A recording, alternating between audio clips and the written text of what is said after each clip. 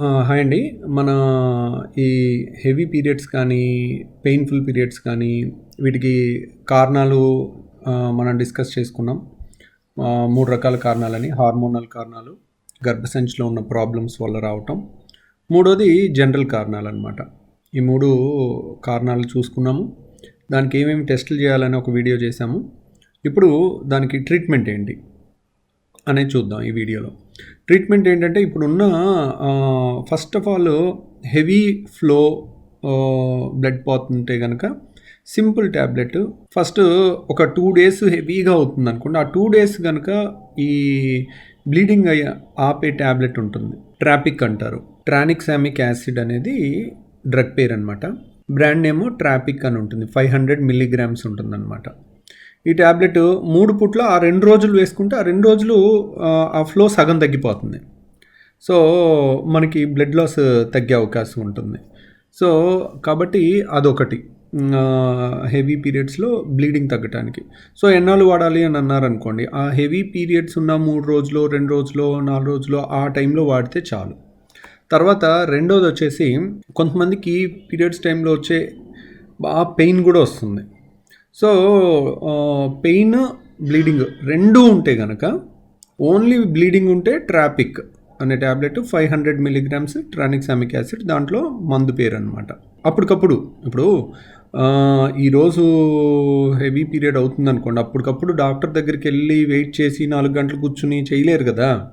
కాబట్టి ఇది ఎమర్జెన్సీలో ఎప్పుడైనా వాడుకోవటానికి. తర్వాత దాని కారణాలు, పర్యవసానాలు ఇవన్నీ, ఇది మూల కారణానికి ట్రీట్మెంట్ కాదు, అప్పటికప్పుడు ఉపశమనం కలగటానికి. సో మనం టెస్టులు చేయించుకోవటం, దాని మూల కారణం కనుక్కోవటం, ఆ మూల కారణానికి ట్రీట్మెంట్ తీసుకోవటం, అదంతా సెకండరీ అనమాట. హెవీ పీరియడ్స్ని సైంటిఫిక్ పరిభాషలో మెనోరేజియా అంటారు. MENORRHAGIA. సో మెనరేజియా అంటారు. Menorrhagia heavy periods. అదే విపరీతమైన పెయిన్ వస్తే కనుక డిస్మెనోరియా అంటారు. డిస్ అంటే ఎప్పుడు కూడా పెయిన్కి సంబంధించింది అనమాట. డిస్మెనోరియా అంటే బాగా పెయిన్ఫుల్ పీరియడ్స్ అనమాట. అదే పీరియడ్స్ అప్పుడు కనుక కానీ ఆ టైంలో వచ్చే విపరీతమైన పెయిన్కి ఏ ట్యాబ్లెట్ బాగా పనిచేస్తుంది అన్నారనుకోండి, సింపుల్ ట్యాబ్లెట్, ఇప్పుడు పలానా ట్యాబ్లెట్ ఉందా లేదా అనేది కాకుండా, ఎవరు జ్వరం వచ్చినా వాడతారు కదా, డోలో 650 పారాసిటమాల్ వాడతారు కదా. పారాసిటమాల్ వాడినా పీరియడ్ పెయిన్ తగ్గిపోతుంది. పారాసిటమాల్కి లీస్ట్ గ్యాస్ట్రైటిస్ అంటే కడుపు మంట, గ్యాస్ ట్రబుల్ చాలా తక్కువ ఉంటుంది. కాబట్టి ఒకటి గుర్తుపెట్టుకోండి, ఎప్పుడు నొప్పి ట్యాబ్లెట్ వేసుకున్నా ఖచ్చితంగా మీరు గ్యాస్ ట్యాబ్లెట్ వేసుకోవాల్సిందే. అలా వేసుకుంటే మీకు చాలా రిలీఫ్ ఉంటుందన్నమాట. అంటే చాలామంది హెవీ పీరియడ్స్ పెయిన్ ఉందని చెప్పి ట్యాబ్లెట్ వేసుకున్నామండి, ఆ 2 రోజుల తర్వాత ఇక విపరీతమైన గ్యాస్ పట్టేసింది, గ్యాస్ నొప్పి అని పాపం చాలామంది చెప్తూ ఉంటారు. అంటే ఏ నొప్పి ట్యాబ్లెట్ వేసుకునేటప్పుడైనా ముందు గ్యాస్ ట్యాబ్లెట్ వేసుకోవాలి అనేది ఫండమెంటల్ రూల్ నెంబర్ 1. కాబట్టి అది అందరూ కూడా దానికి ఎవరు చెప్పగలరు. గ్యాస్ ట్యాబ్లెట్ అంటే చాలా రకాలు ఉన్నాయి. రాబిప్రజోలు, ప్యాంటోప్రజోలు, ఒమిప్రజోలు, ఇసోమిప్రజోలు, లాన్సోప్రజోలు, ఏది వేసుకున్నా కానీ సరిపోతుంది. దానికి ఏ సైడ్ ఎఫెక్ట్స్ ఉండవు. కాబట్టి ఓవర్ ద కౌంటర్ మెడికేషన్ కింద కూడా దీన్ని వాడతారనమాట, ఏది gas tablet. So heavy periods ఉన్న దానికేమో ట్రాపిక్, పీరియడ్స్తో పాటు పెయిన్ ఉంటే కనుక సింపుల్ ట్యాబ్లెట్ అయితే పారాసిటమాల్ వాడండి. Least power, least side effects. ఇంకొకసారి తగ్గనప్పుడు ఏంటంటే ఇంకా కాంబిఫ్లామ్ అని కానీ ఇలాంటి వాటికి వెళ్ళొచ్చు. అవి కూడా చాలా పెయిన్ తగ్గిస్తాయి. కాకపోతే ఈ కాంబిఫ్లామ్ అంటే ఏంటి, దాంట్లో పారాసిటమాల్తో పాటు ఐబిప్రూఫిన్ కూడా ఉంటుంది. అది వెరీ గుడ్ పెయిన్ కిల్లర్ అనమాట, చాలా బాగా పెయిన్ తగ్గిస్తుంది. సో అది కాకుండా చాలామంది మెఫినమిక్ యాసిడ్ వాడతారు, అది కూడా చాలా బాగా పెయిన్ తగ్గిస్తుంది. సో మెఫ్టాల్ అని కానీ, మెఫ్టాల్ స్పాజ్ అని ఉంటుంది, దాంట్లో యాంటీ స్పాస్మోడిక్ కూడా ఉంటుంది. పీరియడ్ పెయిన్స్కి మోస్ట్ ఫేమస్ ట్యాబ్లెట్ ఏది అంటే ఇదే. ఎక్కువ మంది గైనకాలజిస్టులు వాడేది ఏంటి, మెఫ్టాల్ స్పాజ్. అంటే దాంట్లో స్పాజ్ అంటే స్పాస్మోడిక్ పెయిన్. గర్భసంచి అంటే మనం మాట్లాడుకున్నాం కదండి, దీంట్లో కండరం ఇది. ఆ పీరియడ్స్ వచ్చే టైంలో ఆ ఊడిపోయిన పొరని బయటికి పంపించడానికి ఇది నొక్కుతూ ఉంటుంది. అలా నొక్కినప్పుడల్లా ఇలా పట్టేసినట్టు ఉంటుంది, అదో గుంజినట్టు స్మూత్ మజిల్ కంట్రాక్షన్ వచ్చే పెయిన్ డిఫరెంట్గా ఉంటుంది. సో దీనికి యాంటీ స్పాస్మోడిక్ ఉంటుంది.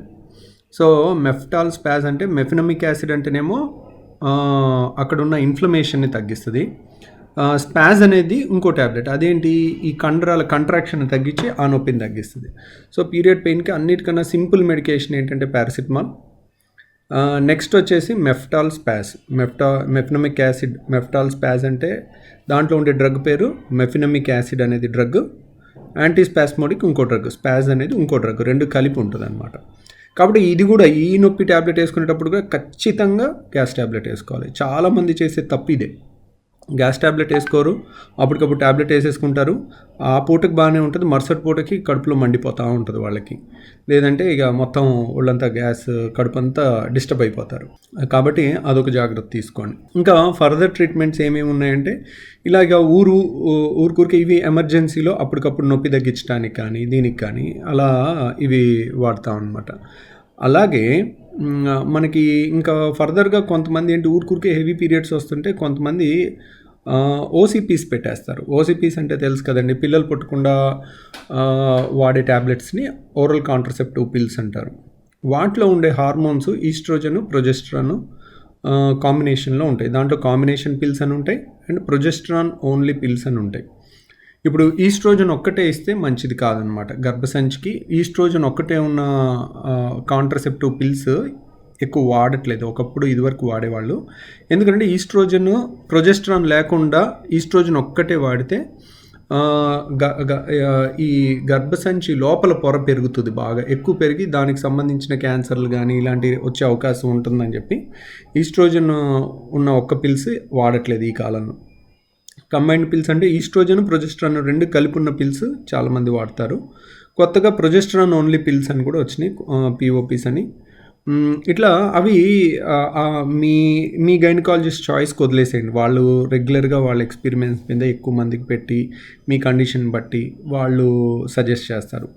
సో అది టెంపరీగా అట్లీస్ట్ పీరియడ్స్ని రెగ్యులరైజ్ చేయడానికి కానీ దాని మీద ఉన్న హార్మోనల్ ఇంబ్యాలెన్స్ని తగ్గించి బ్యాలెన్స్డ్గా హార్మోన్స్ ఇవ్వటానికి కానీ, అంటే మన నోటి ద్వారా ఇచ్చేది ఫిక్స్డ్ డోస్ ఇస్తాం కదా, అది కరెక్ట్ కాంపోజిషన్లో ఇస్తే కనుక మన బాడీలో తయారయ్యే ఈస్ట్రోజన్, ప్రొజెస్ట్రాన్ కొంచెం సప్రెస్ అవుతాయి, బయట నుంచి కరెక్ట్ పాలలో వచ్చినప్పుడు కొంత సెట్ అయ్యే అవకాశం ఉంటుంది. తర్వాత కొత్తగా వచ్చిన ట్రీట్మెంట్ ఏంటంటే మెరీనా అని చాలా ఫేమస్ ట్రీట్మెంట్ అయింది. ఈ ఓవర్ బ్లీడింగ్ సమస్యలకి చాలామందికి ఈ మెరీనా ఐయుడి అని గర్భసంచి లోపలే ఒక ఐయుసిడి, అంటే ఒకప్పుడు కాపర్ టీ వేసే వాళ్ళకి చూడండి, అంటే పిల్లలు పుట్టకుండా, అంటే యూజువల్గా పిల్లలు లేని వాళ్ళకి ఏంటంటే ఎప్పుడు ఐయుసిడి వాడరు, ఇంట్రా యూట్రైన్ కాంట్రసెప్టివ్ డివైస్.